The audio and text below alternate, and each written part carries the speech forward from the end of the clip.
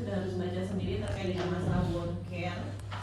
Kita di sini ada wound care-nya ada dua, ada wound care yang awal itu lebih ke arah bagaimana manajemen atau tata laksana luka secara umum, ya kan?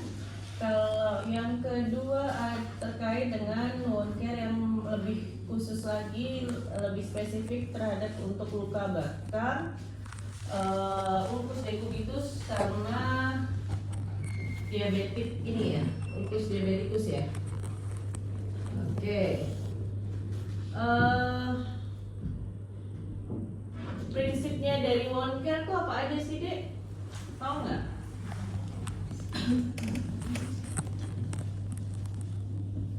Atau sudah ini dulu deh, tata laksananya untuk wound care kalian urutannya udah tahu apa aja? Kalau untuk kita istilahnya untuk tata laksana terhadap luka dan lain-lain itu gimana? Apa yang harus kita lakukan? Inspeksi, terus inspeksi apa? Inspeksi luka. Apa yang kamu lihat dari inspeksi itu? Lebar, derajatnya, Apanya? derajat lukanya, Derajat lukanya apa? kedalaman sama lebar. Kedalaman, lebar lukanya, terus apa lagi?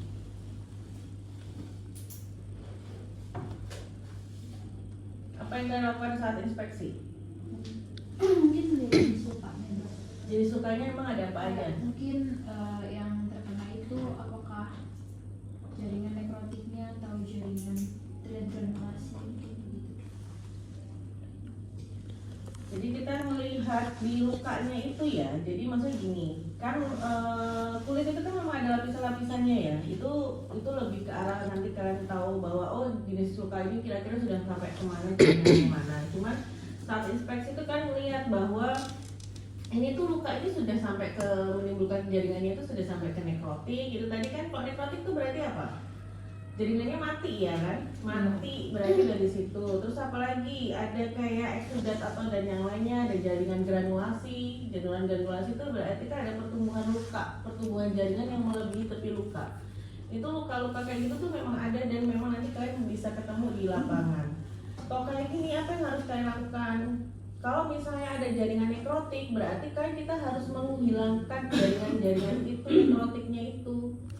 Gimana? Bisa dengan kalian apakah kita lakukan debridement atau yang lainnya. Kalau ada slough ini tadi kayak sudah dia harus dibersihkan, apalagi kalau misalnya ada kayak slough ini bukan nanah ya, bukan pus ya. Jadi dia akan melekat erat di situ dan kalau misalnya ada itu berarti kan harus hilangkan, diambil, dibersihkan. Jadi untuk kita mendapatkan jaringan dasar lukanya itu yang bersih itu harus seperti itu. Makanya kita bisa lakukan debridement atau pembersihan dari jaringan lukanya. Situ banyak, nanti kalian baca sendiri. Jadi kalian kita lihat inspeksi adalah untuk kita lihat itu lukanya seperti apa, dimensi lukanya itu sampai sejauh mana, panjang, lebar, dan dalamnya kan seperti itu ya. Terus kita juga ngelihat habis itu apa, ada bau nggak di lukanya. Jangan-jangan orang-orang pada luka pada ulcus decubitus atau ulcus diabeticus itu pasti bau. Jadi ada bau apa tidak, itu bisa menunjukkan juga apakah luka itu terinfeksi atau tidak. Bau, terus tepi lukanya bagaimana. Jadi kalau misalnya ada luka kayak gitu kita cuma nggak ngeliat oh lukanya kita juga 4 cm, kita lihat juga dari luka di sekelilingnya itu apakah kering atau maserasi atau ada lembab dan lain sebagainya. Kalau sampai lembab berarti kan kemungkinan dressing lukanya itu kurang pas gitu loh, sampai akhirnya lembab. Nah itu kan malah akhirnya bisa memperburuk dari luka itu tadi. Kalau kering berarti kita harus lakukan apa, kalau misalnya ada penebalan jaringan di sekitarnya berarti kita harus lakukan apa. Terus kita lihat juga apakah ada tanda-tanda infeksi, ya kan, pada luka tersebut gitu. Jadi kalau misalnya ada tanda infeksi berarti apa yang harus kita lakukan. Oke? Sebenarnya untuk mengukur panjang dan lain-lain itu masuk dalam palpasi ya, atau bukan inspeksi lagi. Jadi kita sudah melakukan pengecekan di situ. Habis dari inspeksi dan palpasi kita lakukan apa? Wound care-nya ya. Prinsipnya apa?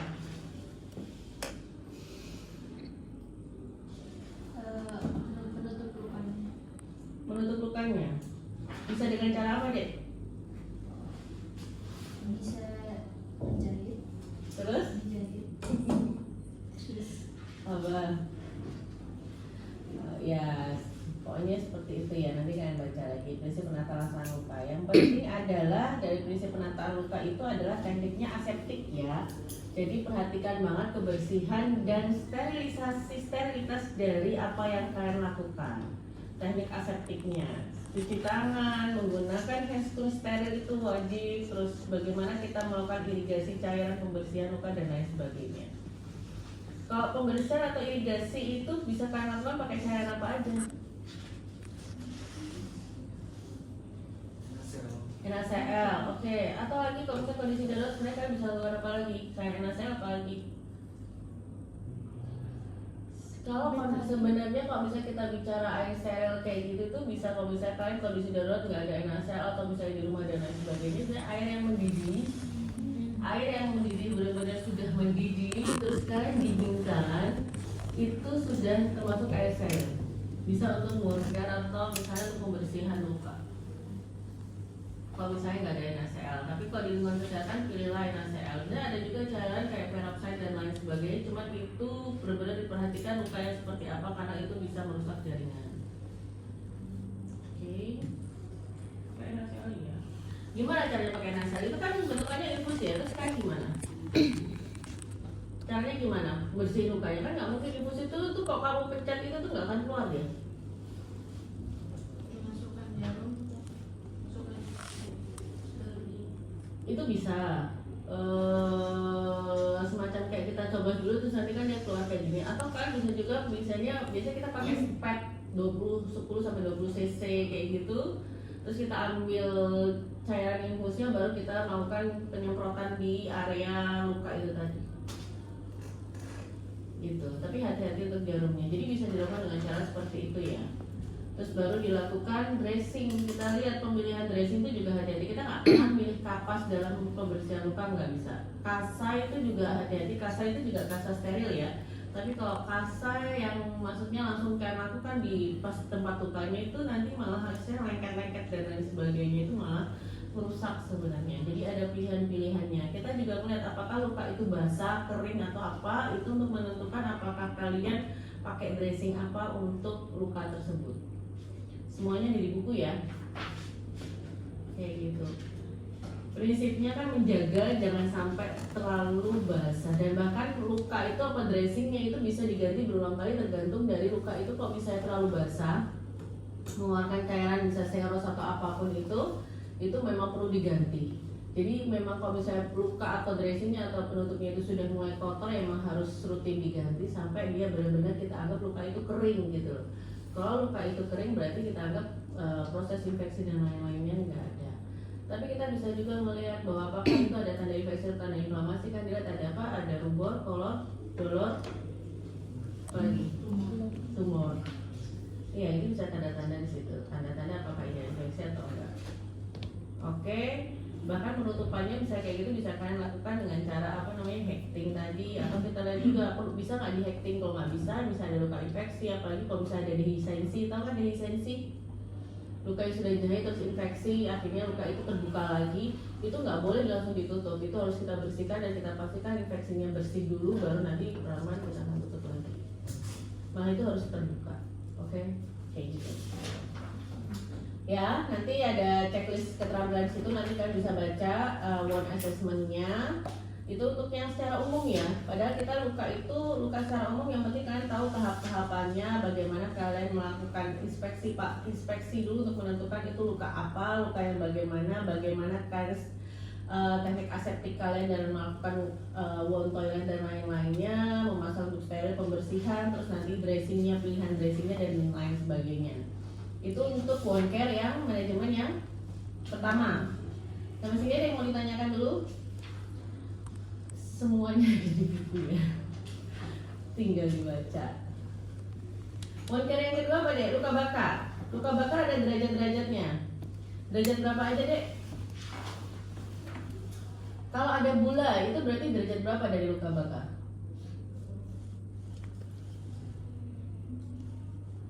Itu penting banget loh. Nanti saat kalian dapat pasien dengan luka bakar, kalian harus bisa menentukan itu derajat berapa dari luka bakar tersebut dan persentasenya berapa. Kalau bulan derajat 2 ya, berarti kan ada yang harapannya. Jaringan apa? Epidermis, dermis atau apa? Oke. Jadi kan udah harus tahu, oh ini derajat 1, oh ini berapa derajat 2, sudah mulai ada bulan, terus ini sudah masuk ke derajat 3, apakah ini sudah masuk ke derajat 4. Itu kan harus sudah tahu prinsip-prinsipnya. Kalau derajat 1 berarti baru sampai di mana deh? Epidermis ya, dia akan sembuh sendiri bisanya. Bisa kita pakai obat oles aja sebenarnya untuk luka bakar kayak gitu, kasih salep atau ointment dan lain sebagainya. Karena tidak ada kerusakannya, cuma baru superficial aja kan. Kalau derajat 2 sudah mulai ada bulanya kan, sudah mulai masuk ke dermisnya, papilla dermis. Terus kalau derajat 2 itu ada satu superficial sama yang sudah deep bagian dalam. Derajat 3 tandanya apa deh? Seperti ini ya, ada lilin dan lain-lain kayak gitu. Pokoknya menentukan ini juga ada, kalian lihat ya, rule of 9 dari luka bakar kan, baca benar rule of 9-nya itu paling mudah diingat untuk membagi regio anatomi. Untuk bayi itu beda lagi sama untuk orang dewasa. Bayi area kepala itu sudah langsung hitungannya 18%, kalau misalnya dewasa itu 4,5%. Dan itu dibedakan ya, kepala bagian depan sama kepala bagian belakang. Kalau depan itu 4,5, belakang itu 4,5 juga. Kayak gitu. Itu kalian baca regionya, jadi kalian tahu oh 9% darah ini kok. Karena bagian ini aja berarti kira-kira berapa persen kan bisa perhatikan sendiri, bisa dihitung sendiri, bisa di adjustment sendiri. Kayak contohnya nih ya, area kepala pada dewasa itu kan 9%, jadi 4,5 depan, 4,5 belakang. Kayak gitu.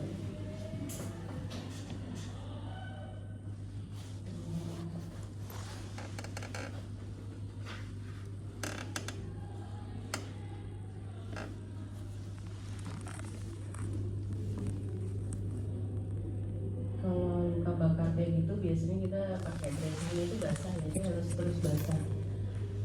Cairan banyak yang keluar soalnya. Kalau dari luka bakar kayak gitu, anggap aja kalau luka bakar banyak itu kan terbuka kan, banyak cairan kayak gitu, akhirnya otomatis banyak cairan yang keluar lewat kulitnya. Itu biasanya pasiennya cenderung dehidrasi. Makanya kalau pasien-pasien dengan luka bakar pastinya ada hitungan rehidrasinya yang ada hitungannya sendiri. Jadi karena dan lukanya pasti harus ditutup, biasanya tutupnya tutup pakai kasar basah, dressing dia harus basah terus. Itu luka bakar. Pasien nih sakit semua. Oke, kalau lupus decubitus karena apa deh? Kalau luka bakar karena apa aja bisa aja? Luka bakar karena bahan kimia beda ya sama karena listrik. Luka bakar karena itu, kalau luka bakar karena listrik itu tuh lukanya nggak kelihatan. Tapi dia ada titik masuk sama titik keluarnya. Yang kena bagian dalamnya biasanya. Yang biasanya kalau misalnya kita tangan nih, biasanya ada titiknya di sini kayak luka bakar, cuman terus ada kayak titik keluarnya daerah mana, itu biasanya luka bakar karena listrik. Kalau luka bakar karena air panas atau kimia itu beda lagi ya. Seperti itu. Bahkan kalau misalnya luka bakar misalnya menyerap asap api kebakaran kayak gitu tuh, yang kita bisa ngeliatnya dari daerah area di hidung itu kan, apakah ada kayak semacam asap atau kebakaran, itu bisa melihat apakah memang dia menghirup udara seperti itu nanti bisa mempertimbangkan apakah penanganan selanjutnya seperti apa. Oke, kalau lupus decubitus karena apa deh? Lupus decubitus kan harus terbiasa dengan kata-kata ini ya, bahasa-bahasanya ya. Granulasi lah, yang pus apa segala macam. Decubitus karena apa biasanya? Tekanan itu biasanya pada pasien-pasien apa?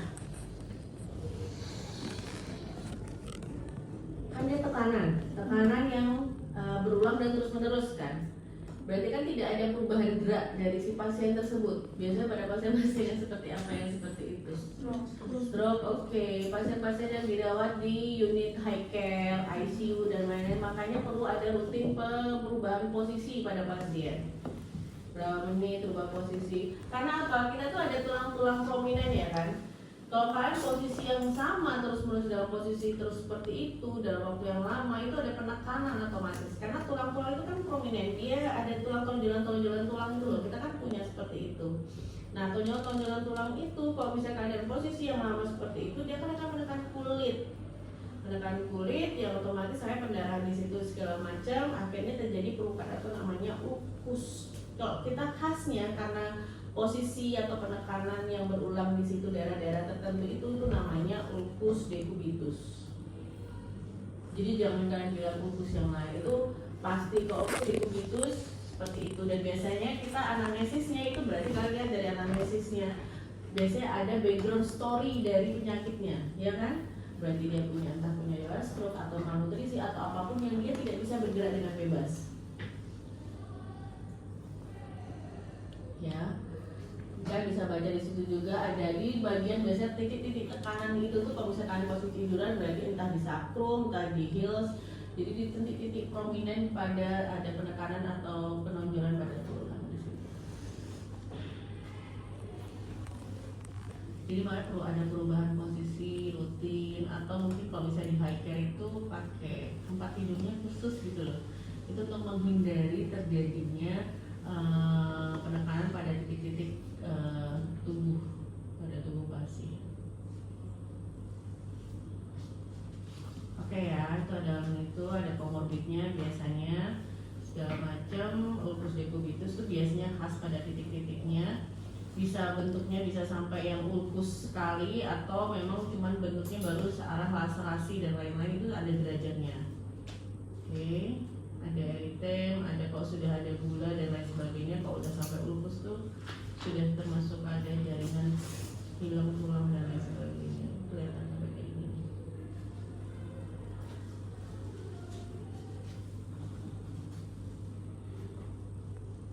Oke ya, paham ya. Terus yang terakhir apa deh? Ulkus diabetik ya. Ulkus diabetik itu tuh khas banget, biasanya agak bau dia. Tapi yang enggak, berarti kok. Tapi ulkus atau luka apapun yang memang infeksi itu bisa juga bau sih. Tapi khas banget kok ulkus diabetik itu bau. Baunya khas. Jadi kan kalau di magang nanti jadi dokter, jadi dokter muda atau koas di rumah sakit kayak gitu, terhadap bau tuh jangan antipati ya. Dari bau itu kita bisa belajar. Ini kira-kira ke arah mana atau menunjukkan sakit apa itu dari bau itu tadi. Jadi jangan antipati kalau ada bau.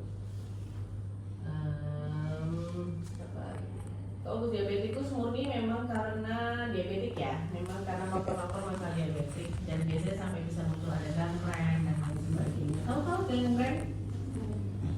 Oke. Jadi kita harus tahu juga ulkus diabetikus berarti kausanya jelas karena diabetik dan dia memang menyebabkan ada masalah karena itu karena ininya, makanya terus perawatan lukanya juga khas pada orang-orang dengan ulkus diabetikus. Yang jelas memang harus gula darahnya harus terkontrol ya. Banyak makanya pasien-pasien dengan diabetes itu kan diabetik itu kan sampai di amputasi ya, karena ulkusnya itu tadi jaringannya sudah mati berwarna kehitaman, gangren itu tadi, akhirnya mau nggak mau ya untuk menyelamatkan dengan cara di amputasi. Tapi ya sebenarnya kalau kita mau usaha seharusnya sebelum jadi gangren itu bisa untuk diperbaiki itu harusnya bisa dengan perawatan ulkus diabetes. Oke, yuk langsung latihan aja ya, biar nggak ngantuk. Di sini nanti kalian siapa nih yang mau ini luka ada 2 ya? Apa aja ya ini ya? Aku bingungnya apa ini? Kayak itu lah pasti. Tangan.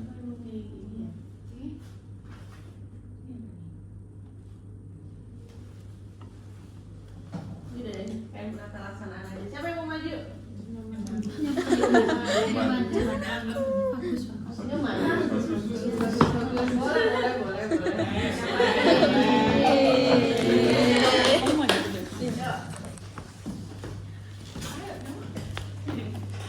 Ini ada duit sterilnya ya.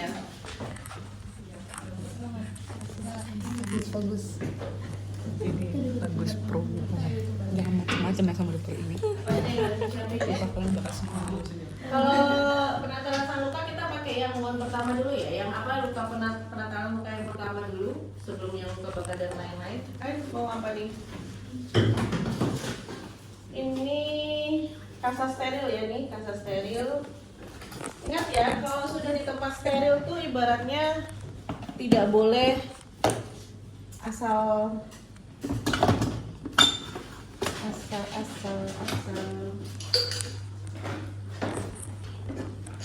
siapa nih? Engkau. Izin rekodnya dokter. Ini biasanya dia steril juga ya ininya. Kamu ambil itu. Ini apa nih? Diisi apa nih? Iodin. Anggapnya udah ya. Terus ini ada kasa. Biasanya sudah langsung di apa?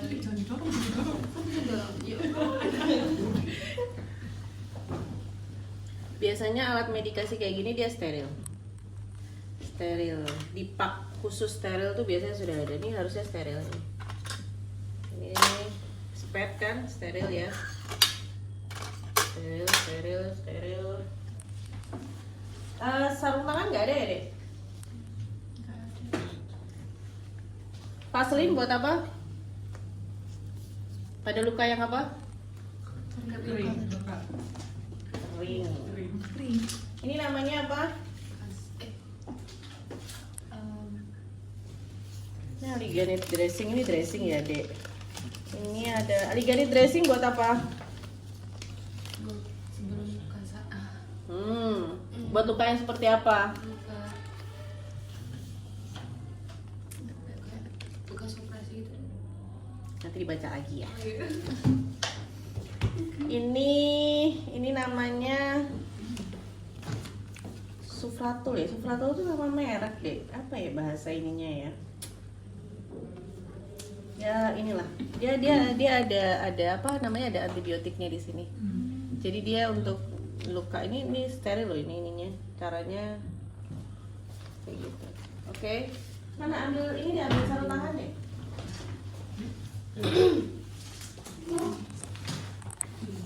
Mau bisa tangan.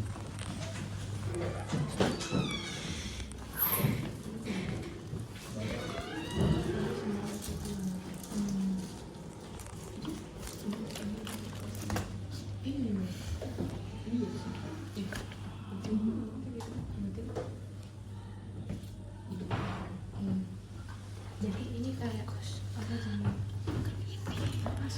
Diabetes ya? Oh, ini kira-kira luka apa ya? Apa laserasi ya? Maksudnya laserasi ya? Iya. Tapi kok aneh ya? Kayak dilem. Iya, sorry. Hilang setengah ada ya. Kalau ini kan pengen kayak luka terbuka aja ya. Luka terbuka, tinggal nanti kamu bisa pakai dibersihkan. Tapi kalau ada jaringan granulasinya juga ya. Ya wes lah, nanti kalian mau gimana diapain pasti.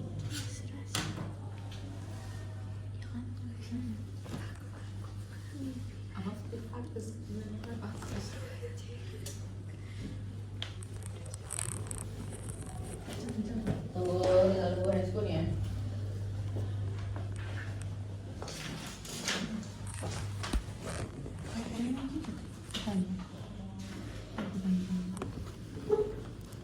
Kalau jahit dan lain-lain kan sudah paham ya? Maksudnya nggak ada kan? Jahit dong. Belum toh? Belum. Ya udah nanti kan belajar. Ada waktunya nanti. Berarti kalau osteopreparatnya kayak gini dong. Kurang lebihnya kayak gitu kok. Nanti kalian disuruh untuk wound care manajemennya seperti apa. Kalau ada luka seperti itu kan berarti kan tetap harus ada lakukan anamnesis ya kan. Anamnesis itu untuk tahu pasien itu punya komorbid apa, lukanya kapan, onsetnya dan lain sebagainya. Ya toh kalau misalnya ada kasus kayak gini kan berarti kan harus tahu lukanya luka di daerah mana, onsetnya sejak kapan. Kalau misalnya dia sudah lebih dari berapa 6 jam, berarti kan curiga udah ada infeksi-infeksi dan lain sebagainya. Terus kronologisnya gimana kalau dia bisa ada luka seperti itu kan kita perlu tahu. apakah itu termasuk ulcus decubitus atau luka karena trauma atau karena apa, atau karena memang luka disengaja, kan bisa gitu. Terus lukanya tetap ada pertanyaan analisis kayak gitu kan, lukanya berdarah, nyeri apa enggak, nyeri kok bisa ada nyeri itu, bisa ada pembengkakan, bisa udah lama, berarti kan sudah kronis dan kita perlu tahu, berarti kan kita bisa tahu oh ini ada tanda-tanda infeksi atau enggak, apalagi kok pas ini sampai demam dan lain-lain. Jadi kita perlu tanya sampai sejauh apakah perlu memberikan obat selain wound care-nya, apa perlu tambah obat-obat sistemik, itu kan dari analisis yang kalian lakukan. Standar seperti analisis pada umumnya ya. Oke, kita buka satu aja. Saya hari nyuman ya? Tak siapkan nyuman, tenang. Ingat ini, kalau ini nggak steril ininya, tapi kalau kalian sudah buka, sorry. Ada biasanya udah ada ininya. Ini sudah termasuk yang di ini enggak ya? Ini sudah termasuk yang steril ya? Steril seperti itu. Sudah ya. Kita anggapnya berarti sudah steril. Harusnya ada bungkusnya lagi kan? Ya berarti gini aja ya. Benar. Dah. Silahkan. Bantuin. Apa yang harus dilakukan? Kita Cuci tangan dulu. Dan lain-lain ya. Anggap nanti kalian sudah paham sendiri, sudah tahu bahwa riwayatnya pasiennya ini adalah luka apa nih? Sudah menyiapkan alat-alat steril. Intinya ini ada luka di bawah siku kiri ya, sejak setengah jam yang lalu karena kecelakaan. Berarti masih akut. Cuci tangan, pakai sarung tangan. Cuci tangan dulu. Menyiapkan. Dulu, terus cuci tangan. Oke, cuci tangan. Supaya sarung tangan. Menggunakan sarung tangan steril.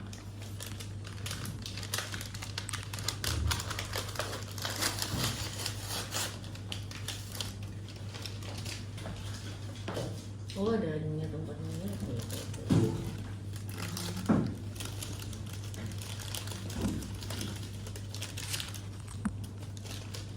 Ingat, skin to skin, gloves to glove.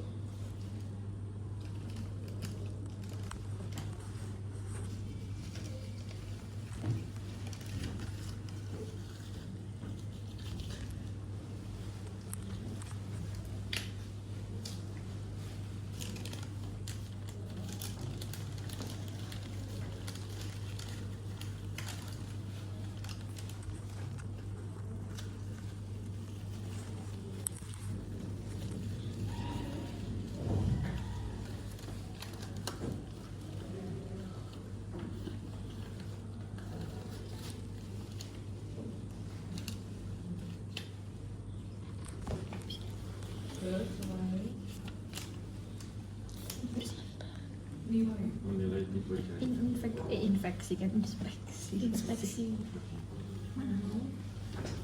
Yang sana aja. Yang ini. Luka terbuka. Tipe lukanya terbuka, terus terdapat granulasi.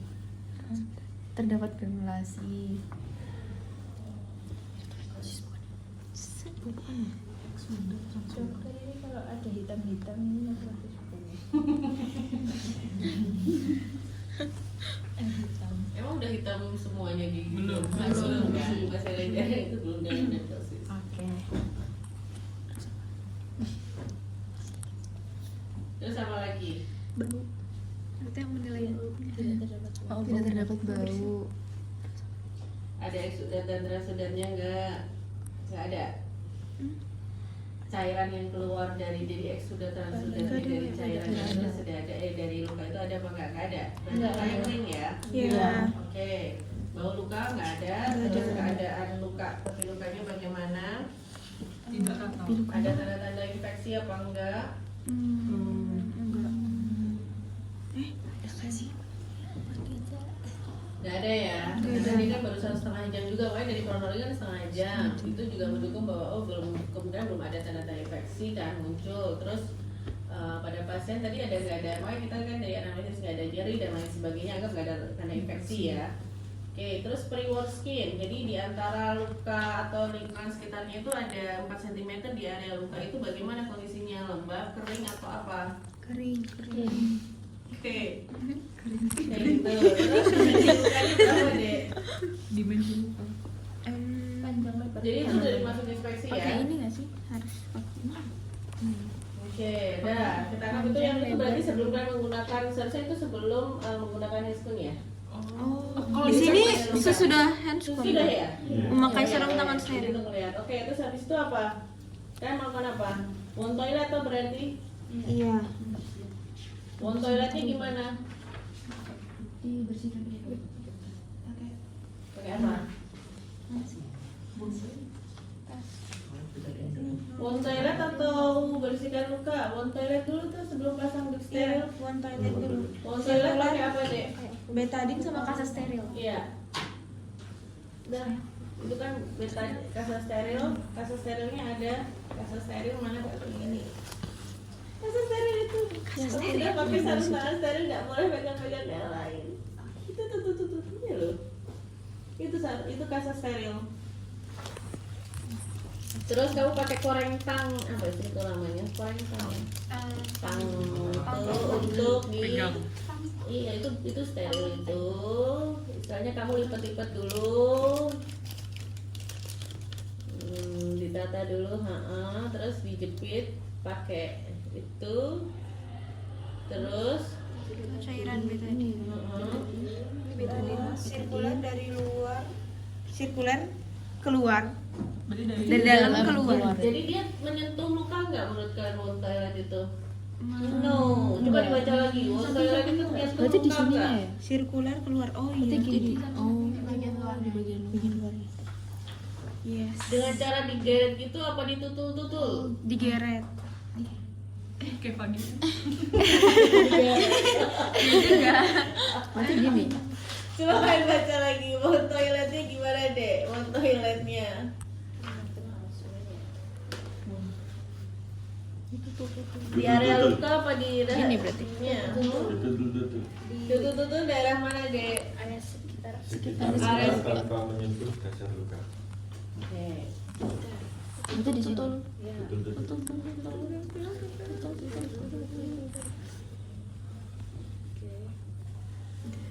Udah buang biasanya di area di bengkok. Nah, oke. Kan perlu lagi nggak? Udah cukup sekali atau perlu 2 kali terserah. Sudah masukin lagi itu. Jangan no, masukin lagi ya. Oke. Terus baru pasang Duk steril. steril.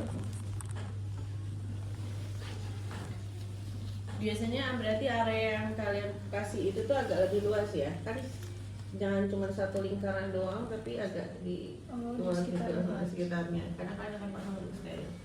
Oke, setelah pasang duk steril terus Irigasi luka pakai NaCl 0,9% oke, gimana? dengan spuit 50 cc. Berarti spreadnya sudah harus disiapkan dari awal ya. Oh, sebelum pakai. Berarti diisi dulu. Iya. Pura-pura.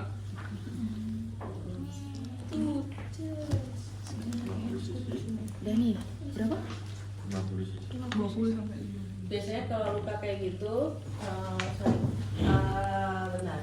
Irigasi luka, hati-hati. Ini kan memang ini kita nggak tahu ya. Kalau ini kan posisinya begini.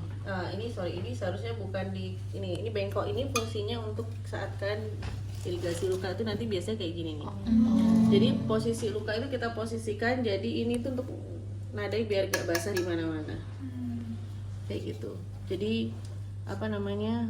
Biasanya luka kita miringkan atau apa kayak gitu biasanya terus ada terus kita iringkan baru nanti diirigasi. Kayak gitu ya. Terus gimana ya kok kayak gini? Ya udah nggak apa nggak apa gitu. Jadi pakai bengkok itu untuk nahan. Jadi semprot di area nggak apa, langsung aja disemprot di area luka ya. Iya pakai itu di Terus disadarinnya gimana? Saya disadarinnya gimana? Biar aja kayak posisi luka aja ditaruh bawah biar nggak. Nah.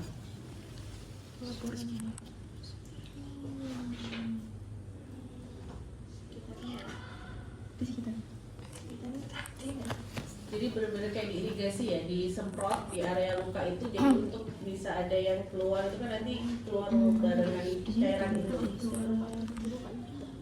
Berarti dalam-dalamnya juga beda. Iya kan itu kan memang di dasar luka itu pakai irigasi itu kan di dasar luka untuk membersihkan cairan itu pakai permukaan luka pakai air, jadi nanti kita alirkan juga airnya itu kan nanti biar gak ini nanti dipakai bengkok itu tujuannya biar nanti airnya kan ngalir ke situ.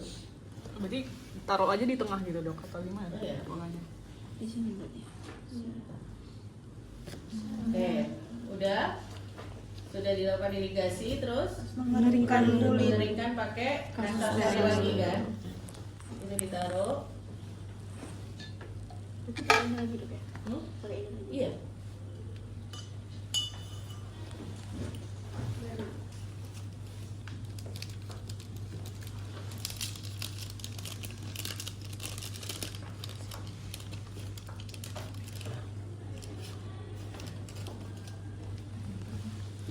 Tutul di luar sekitarnya doang. Tutul. Enggak, kalau toilet kalau misalnya pembeli itu dengan kasta steril dengan apa? Kulit sekitar ya? Iya, Kulit iya. sekitar, ya. Kulit sekitar. Tutul. Ya. Udah. Benar. Tutup luka pakai safratum.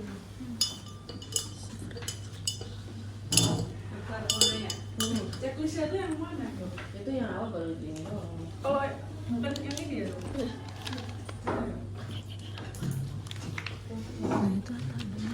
Kalau itu bedanya ini. Ada belakang ya? Oh ini. Tapi kayak filenya banyak itu dok, saya bingung. Ini kan berarti kalau sudah sampai ke ini asesmen perawatan luka bakar, ini ulkus likuiditas. Ya nggak sih, itu ulkus derajat 2 dan 4. Tapi ini filenya bonker 1. Bonker 2 ya? Kalau yang ini? Bonker 1-nya Bonker 1 sama yang dulu deh. Itu beda ya? Ini kan memang ada nih asesmennya, iya sudah. Oh bener dok. Iya nih, ini kan checklistnya. Ini kan tadi infeksi tadi yang tadi kan bisa kita pastikan ke keterampilan kalian waktu membersihkan luka. Ini kan bagian dari analisis kan asesmen luka. Kalian kan belajarnya sampai Oh berarti 2 ini. agak menjadi satu. Oke dok. Aku dulu itu untuk luka yang diperlukan secara umum ya kan. Kalau misalnya luka bakar nanti bisa.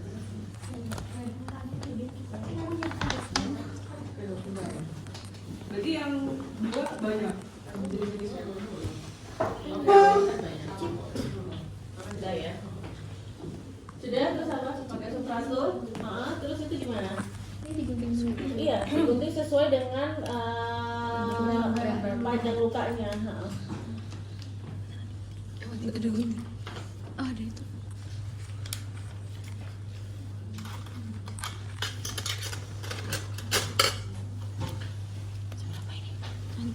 Lebar luka. Tapi kalau misalnya lukanya itu yang bagian sana itu kan dia ada kayak kedalamannya juga ya. Iya. Biasanya harus ada tambahan lagi nggak sih itu? Lukanya jenis lukanya beda. Kalau misalnya kamu toilet awal itu biasanya kalau sufratur dan lain-lain itu kalau lukanya dia sekedar luka tapi masih ini loh, masih datar itu loh. Ini apa sih? Coba aja terus lanjutkan biar kalian nggak bingung. Kecil ya.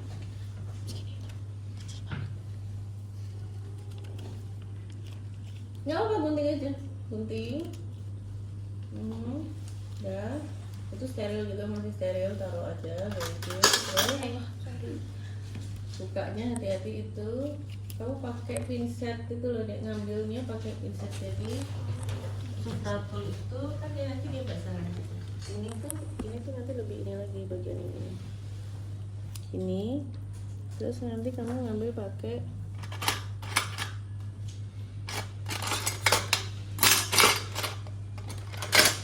pinset. Mana ya pinsetnya? Pakai pinset diambil ini.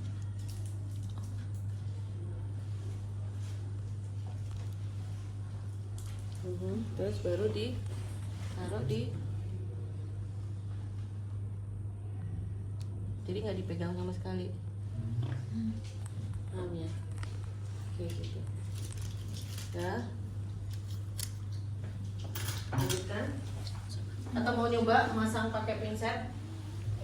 Enggak. Habis itu habis sofratul apa dek? Mengoleskan lembaran vaselin. Vaselin ya.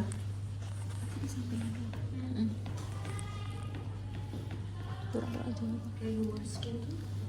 Di sekitarnya. Iya, di sekitarnya. Tutul atau Pakai jari. oh, Nah, itu itu pertanyaan aku pertanyaan. dia tuh Ditutup. oleh dia oleh. Boleh. Udah kering. Next. Udah kering. Sudah. Terus? Menutup luka dengan kasa steril. Oke, ada kasa sterilnya masih ada? Masih.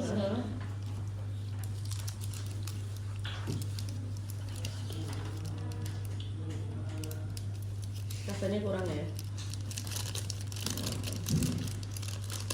Pakein lagi. Iya, langsung aja. Kan nanti dipasang, disesuaikan sama lukanya itu. Kalau emang perlu dibuka, dibuka.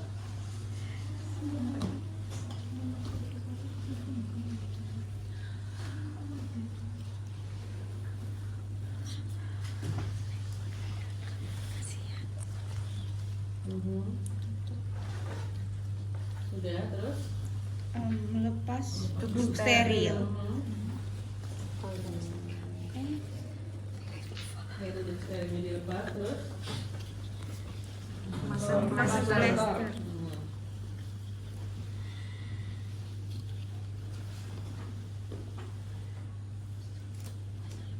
Ini. Bener kan dok? Ya kayak berani maaf kalau salah. Jadi plasternya udah disiapkan juga ya? Dingin gitu. Kalau udah mau pakai handscoon nyiapin plaster itu lengket semua.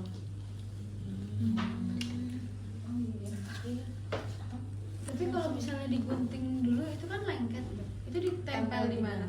Tempel di mana aja bisa. Itu kan gak steril kalau misalnya apa namanya plaster itu kan gak steril. Iya kan?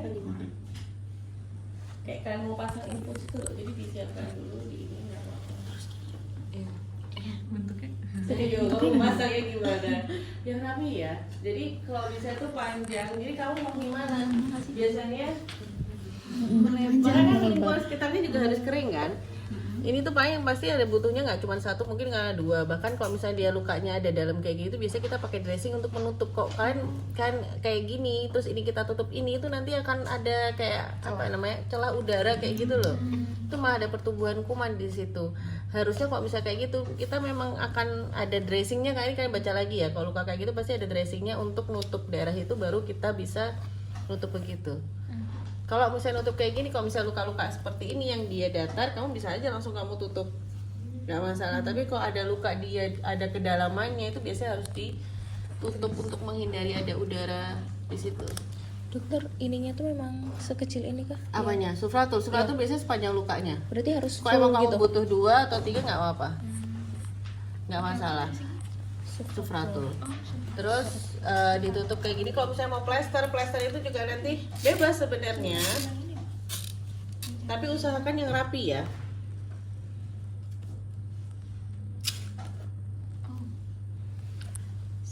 Kan mau seperti ini nggak apa-apa. Terus nanti ada lagi di sini lagi, baru tengahnya nggak apa-apa, nggak masalah, bebas. Tapi yang jelas harus rapi. Jadi kita ngukur kira-kira butuhannya berapa. Oke? Habis itu setelah di plester terus Membuang bahan yang kotor sama medis. sama-sama medis dibuang dulu di tempatnya. Oke. Melepas sarung tangan Terus baru melepas sarung tangan kan? Melepas sarung tangan dan APD kalian, baru kalian cuci tangan. Jadi sarung tangan itu terakhir, karena kan sarung medis itu kan itu kan termasuk sampah medis ya, bekas cairan tubuh pasien. Makanya tetap digunakan sarung tangan kalian untuk melindungi kalian. Gitu. Jadi itu sarung tangan dilepas kalian semua, bersih semua, sudah selesai, pasien sudah clear. bersihin area-area kalian semua pakai sarung tangan, baru kalian terakhir copot sarung tangan kalian. Oke? Itu. Udah dapat bayangan? Kayaknya untuk yang one toilet itu biasa aja kali ya. Dan itu kan nanti sirkular melingkar di sekitarnya kan. Dan itu jaringannya bisa agak lebih luas. Kok tutu-tutu ya bagian dalamnya itu untuk pas apa yang di luar itu yang tutu-tutu itu. Oke. Dalamnya juga. Sudah sampai sini? Paham ya itu prinsip dari penanganan wound care pada luka awal. Pemilihan apakah perlu pakai sufratul atau enggak? Mau pakai betadine gimana deh? Betadine kapan digunainnya? Ini yang pertama tadi, Dok. Oh, yang pertama untuk wound toilet tadi ya? Dokter, yang dalam tuh juga harus dibersihin gitu. Kok dalam enggak? Dalam kan dibersihkannya pakai NaCl aja tadi malahan. Kita nggak pakai betadine toh. Berarti yang ditutul-tutul tuh yang bagian Luarnya. luar tepi, tapi kalau yang di ini itu yang di bagian luar. Mm-mm. Oh. Bagian luar itu kan tadi kita wound toilet, terus pasang duct steril, Iya. terus kan di irigasi toh apa irigasi terus kita keringkan pakai kasa itu kan daerah sekitarnya tanpa mau menyentuh dasar luka toh. Iya. Itu yang ditutup-tutup. Jadi dasar luka tetap tidak tersentuh. Nah, baru pembersihan yang lain kalau misalnya luka itu hanya untuk irigasi untuk membersihkan kalau misalnya luka itu kotor. Tapi kita bisa nambah, misalnya kalian masih lihat udah kan irigasi nih, masih ada kayak luka apa-apa, makanya di situ kan ada alat medication setnya nyol. Ada gunting, ada pinset itu untuk bersihkan cairan apa misalnya ada jaringan-jaringan kayak misalnya nekrotik atau tadi sloknya tadi apa misalnya apa yang memadat itu loh. Akhirnya kan kalau itu nutupi jaringan yang bersih yang lukanya yang dasar luka itu nanti nggak penyembuhannya akan makin lambat. Itu yang harus kita singkirkan. Jadi nanti ada kayak muncul titik-titik pendarahan di situ yang baru itu tujuannya biar meregenerasi dari kulitnya di situ biar bisa tumbuh lagi penyembuhannya. Nah kalau misalnya ada irigasi itu fungsinya untuk membersihkan lukanya ya. Diirigasi disemprot itu semprot untuk tekanan di situ sekitarannya itu.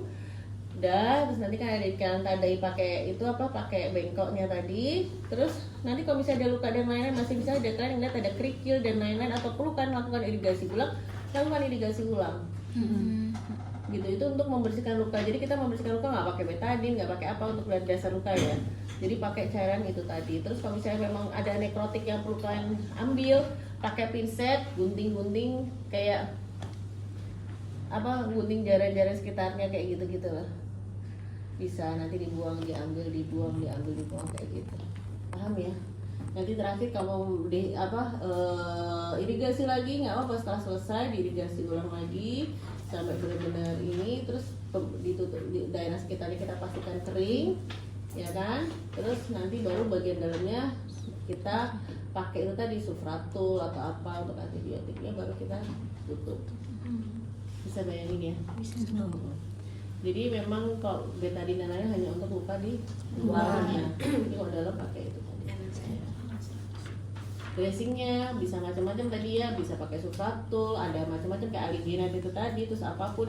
Yang jelas kalau dia ada luka dalam kayak gini pasti harus ada yang dimasukin juga di dalam. Nggak boleh ini luka dalam gini terus kalian gini loh. Itu terus padat gini kan nanti akhirnya malah memicu ada bakteri dan lain-lain.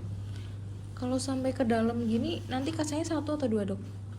Biasanya ada dressingnya kan kalau misalnya ada luka dalam kayak gitu bisa pakai foam atau apa untuk menutupi jaringannya itu loh.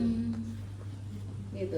Nanti kan terus dilihat lagi berulang, nanti kita nanti lama-lama ini nanti akan nutup sendiri kok.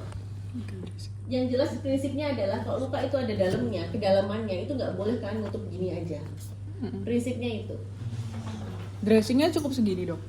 Apanya? Boleh ditambah lagi? Apanya? Ini Itu kan karena nggak ada aja. Tapi sebenarnya prinsipnya kalau misalnya kalau misalnya itu luka dalam ya, dalam itu kan ada. Nanti kan baca lagi dressing, non dressing itu kan macamnya banyak. Ada alginate, ada macam-macam, ada foam kan. Tapi kalau misalnya kita bicara mengenai yang misalnya ini lukanya datar kayak gini, sufratulnya pakai ini nggak apa-apa. Ini misalnya lukanya segini nih, nutupnya segini, ambil lagi aja. Bisa sampai nutup, nih tambah 2 lagi di sini kayak gitu. Udah terus baru di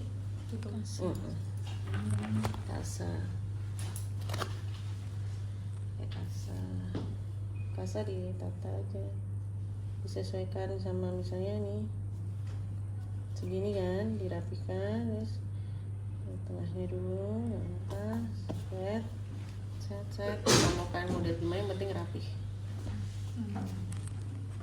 Udah ya. Paham ya? Dokter mau Bisa tanya, bayangin apa? tadi kan ini kan dibuat buat irigasi. Terus waktu kita buang kasanya tuh nanti dibuang di mana, Dok? Ada sampah medis. Oh, langsung dimasukin aja Iya, nggak apa-apa? itu ada sampah medis, masukin aja. Itu buat cairannya. Baru terakhir nggak apa-apa di ini. Tapi itu tujuannya bengkok itu adalah untuk tadi nadahin waktu kan irigasi. Kan lakukan irigasi apapun pasti ada bengkok di situ. Entah bisa irigasi telinga, bersihin telinga itu kan pasti ada bengkoknya kan. Itu untuk menampung gitu, fungsinya seperti itulah. Jadi biar nggak berceceran air kayak gitu kan nanti akhirnya jatuhnya itu cairan tubuh di pasien itu termasuk juga infeksius kan. Oke. Prinsip itu prinsip penata laksanaan luka pada umumnya ya. Jadi prinsip aseptiknya di situ. Oke, terus kalau misalnya kalau pada luka bakar dan lain-lain, ada itu enggak? Ini ada skenario latihannya ya. Skenario latihan yang wound care yang kedua, misalnya ada luka bakar nih di tangan.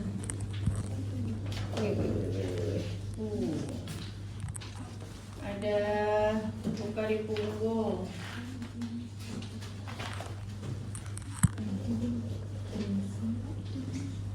Prinsipnya sama aja ya. Kalau luka bakar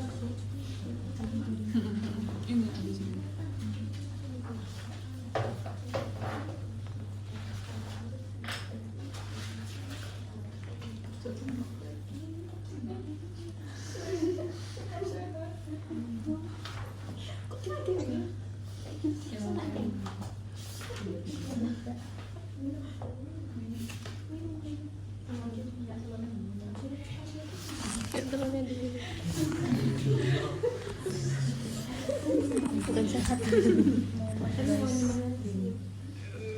sama saya ada mau tanyain, prinsipnya sama aja. Luka mau prinsipnya luka penata laksananya sama aja. Mau itu nanti luka bakar dan lain-lain itu nanti ada penata laksanaan khususnya nanti kan ini kan ya kalian baca aja sendiri gimana. Penutupan itu bisa aja pakai kasa. Yang penting kan ada di dressing atau di nutup luka itu tidak harus pakai plester dan lain-lain. Lihat dari kondisi pasien juga sih. Itu. Dokter mau tanya, kan semisal ada orang luka gitu dok, udah ditutup, itu sebenarnya tuh kan bis itu pasiennya pasti pulang. Ini boleh dibuka tuh setelah apa dok biasanya? Biasanya kan ada dibaca juga di situ kalian. Luka itu pembersihan luka dan lain-lain kan bisa dilihat apakah dia cairan eksudatnya itu berapa banyak atau enggak. Kadang kalau misalnya cairan eksudat dari si luka tersebut ternyata cenderung basah, emang perlu diganti sehari sekali ya ganti sehari sekali. Kalau emang enggak ya 2-3 hari sekali cukup. Kayak gitu tergantung dari tingkat ininya, lukanya itu kering, basah atau termasuk yang kotor banget misalnya dia sampai cairannya banyak ya memang perlu sehari sekali. Tuh, atau mungkin perlu 2-3 hari sekali atau mungkin cukup seminggu sekali. Tergantung dari nanti kan bisa lihat dari misalnya dari perban yang kalian ini kan dressingnya itu kotor apa enggak atau lembab atau enggak. Kalau bisa seharian mesti lembab terus ya memang harus diganti karena kalau lembab atau basah atau kotor kayak gitu emang sebaiknya segera dibersihkan karena nanti kalau kita tunda nanti infeksi. Oh iya dok, kan misal ini udah selesai, terus pasiennya tuh udah kering, dibuka kan pasti kayak ada bekas gitu ya dok? Iya pasti ada bekas. Nah itu biasanya tuh kan ada rasa gatal, kalau nggak gatal mungkin biasa aja. Itu boleh dikupas atau dibiarin sampai dia ngupas sendiri?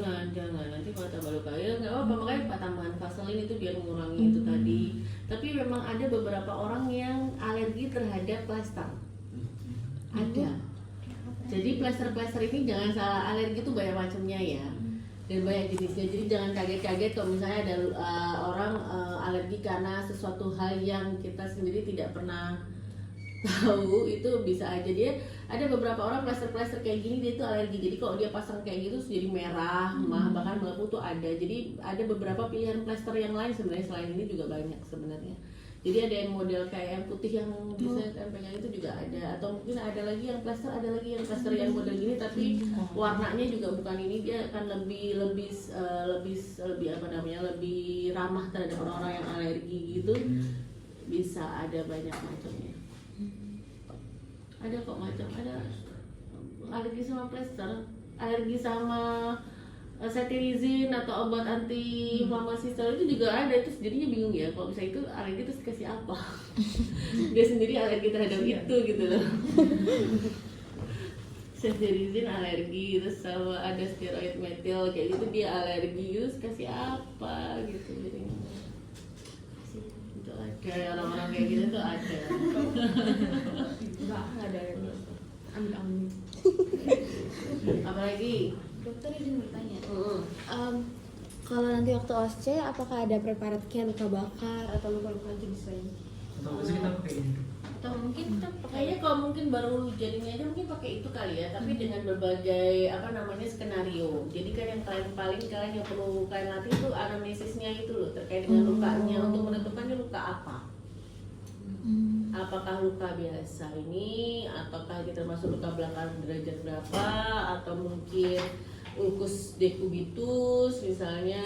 Jadi lebih ke arah itu. Dari kalian cara menggali dari anamnesa kalian, kan banyak kan jenis luka kayak gitu. Dok, izin ya. Kalau misalnya besok waktu OSCE kita dapat luka yang dalam contoh kayak gini kan, terus nggak disediain dressing yang foam, terus kita kalau misal pakai kasar terus digulung-gulung terus boleh kasar steril boleh, tapi pakai sufratul dulu, terus nanti pakai apa namanya, pakai kasar steril gitu untuk nggak masalah. Berarti sufratulnya harus benar-benar ditutupin dulu, baru dikasih kata steril, baru ditutup. Kok kalian dapat luka itu ya, kok misalnya tidak ada dressing yang lain ya gitu. Ada lagi yang jelas kapas itu tidak digunakan untuk itu karena lengket ya, apa Iya, nempel itu nempel. malah tambah, nanti malah kotor lukanya. Kasar pun sebenarnya tidak langsung ke luka biasanya, dia langsung nempel karena nanti pas diambil pas kering itu kan nanti kan kayak gitu.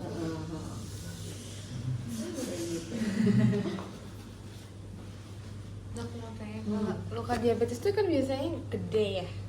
Itu Dia pakai ada derajatnya loh ya. Iya. Kalau yang gede gitu, kalau itunya nggak muat gitu, nggak usah Apa pakai ya? itu, nggak kainnya. Sufratul. Sufratul pasti bukan. muat. Itu Kasar. penutup toilet Apa? Untuk kainnya. Oh, Linen. kainnya. Oh, itu sterilnya. Yes. look steril. Tergantung deh, kalau misalnya derajat lukanya itu luas tuh pasti nggak akan kita lakukan di klinik sih. Oh. Jarang ya. Tapi kalau misalnya sampai gangren dan lain-lain itu kan berarti kan sudah harus debridement mungkin di lapangan ini. Tapi jarang sih kok pakai. Saya pasti lukanya biasanya lukanya itu gede loh. Pasti cukup loh. Tapi kalau di lapangan, kalau misalkan nanti jadi dokter emang jarang sih. Dokter biasanya nggak terlalu di ini kan. Disesuaikan sama situasi. Dok, kapas itu buat apa berarti dok? Sebenarnya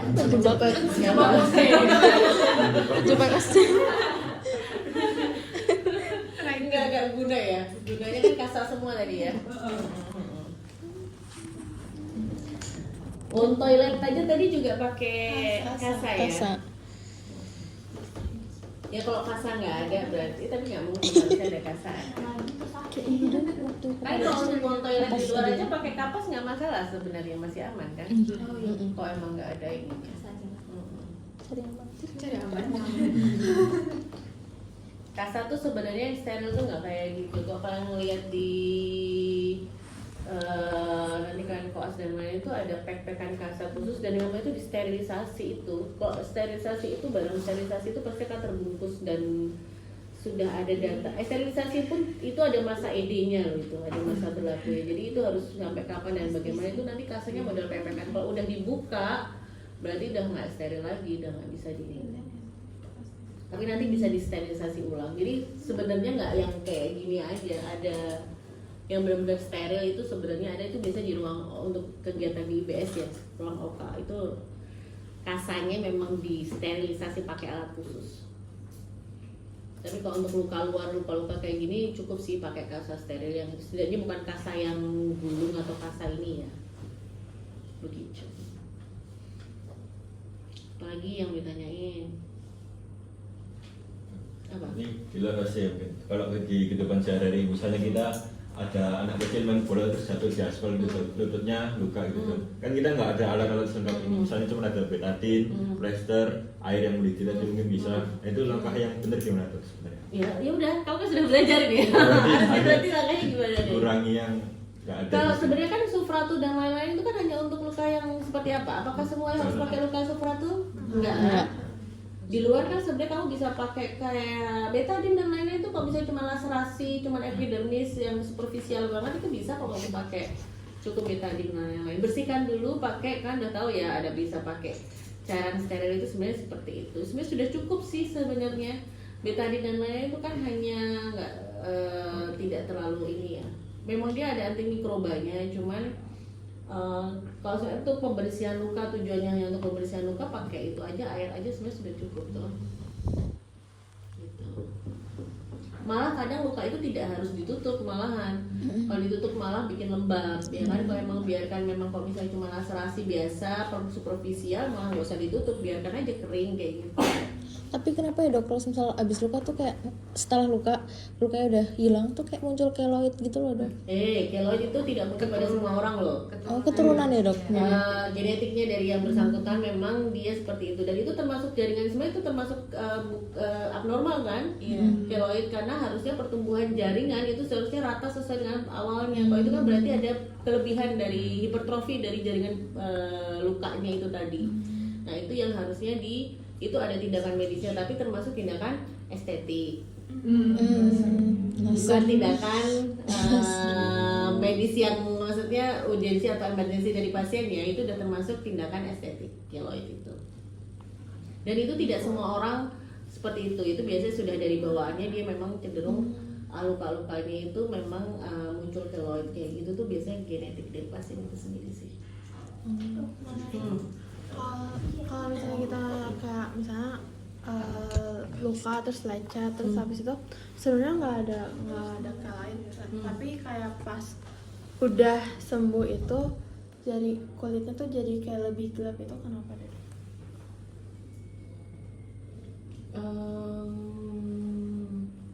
Lebih gelap ya? Iya, jadi dia tuh kayak hitam gitu loh. Iya. Nggak kayak semuanya Nggak gitu kayak ya? kayak berubah warnanya ya. Itu kan dari proses penyembuhannya ya sebenarnya ya. Itu tadi nanti kalau bisa mau kembali ke proses, mau dikembalikan seperti awal Estetika. Itu reaksi tubuh dalam proses penyembuhan. Ada yang lukanya lama, ada yang misalnya itu pasti ada kayak ada bekasnya, itu namanya bekas skar kan. Berarti itu tergantung dari kedalaman dari lukanya itu tadi. Semakin dalam kamu lukanya, semakin bekasnya itu akan semakin susah hilang. Kalau cuma superficial itu biasanya jarang ya yang ada menimbulkan sampai bekas. Biasanya akan tidak bisa kembali seperti semula kalau dia tidak ada masalah lainnya ya. Tapi kalau misalnya lukanya agak lebih dalam, biasanya akan menimbulkan semakin lebih bekas dan lain-lain. Nanti dibaca aja, ada prosesnya di situ. Tapi kalau keloid itu kan kakak saya ada keloid terus kayak udah di laser gitu cuma muncul lagi tuh gitu Iya. ya. Ya gitu. Apalagi berarti dia ada luka lagi atau misalnya apa lagi itu akan memicu lagi. Kalau operasi juga ya dok berarti? Oh iya ya, itu kan proses penyembuhan dia ya, reaksi dari penyembuhan dia. Jadi kalau misalnya dia luka operasi atau luka apapun, dia pasti akan mudah untuk cenderung terjadinya keloid tadi. Kalau enggak ya enggak, biasa aja. Ada lagi? Udah ya? Clear ya? Oke. Kalau udah nggak ada yang mau ditanyain lagi? Sudah. Kalau sudah berarti nanti kalian duduk aja. Kalau kalian sudah berarti selebihnya kalian belajar sendiri ya. Oke, dengan teorinya, terus nanti ininya lagi. Besok kita ketemu 2 kali itu adalah untuk responsi. Responsi ini ya dok? Iya, responsi. Nanti aku juga sambil tak baca lagi. Nanti kalau misalnya ada yang jelas kan ada